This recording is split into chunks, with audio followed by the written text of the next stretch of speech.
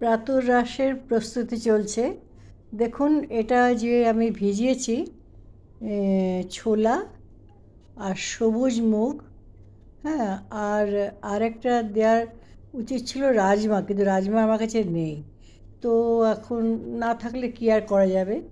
তো এই দুটোকেই অল্প মানে একটু সেদ্ধ করে নেব। তারপরে আমরা এটাকে একটা টমেটো সস মতন বানিয়ে তার মধ্যে উপরে ছড়িয়ে দিয়ে কাঁচা লঙ্কা, আদা কুচি, তারপরে পেঁয়াজ কুচি, ধনেপাতা সমস্ত দিয়ে এটাকে একটা স্যালাডের মতন করে, মানে সকালের জল খাবারের, এতে অনেক প্রোটিনটা পাচ্ছি আমরা, মেন হচ্ছে প্রোটিন। আচ্ছা, তারপরে বাদামটা বেশি করে ভিজিয়ে রেখেছি, কারণ রোজ রোজ একটা দুটো করে বাদাম ভেজানো সবসময় সম্ভব হয় না। বাদাম থাকবে অথচ আমরা ভুলে যাব, সুতরাং একটু করে বেশি করে ভিজিয়ে রেখে একটা কাঁচের শিশির মধ্যে রেখে দিই।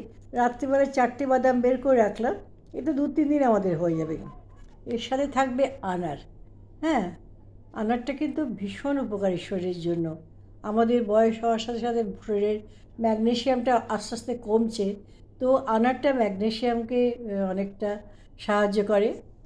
আর একটা উপকারী জিনিস হচ্ছে ছানা, যেটা প্রায়ই আমরা খাই।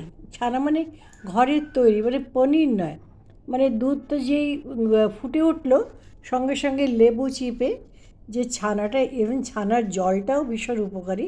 ওটা রুটিতেও আটাতেও মেখে নেওয়া যায়।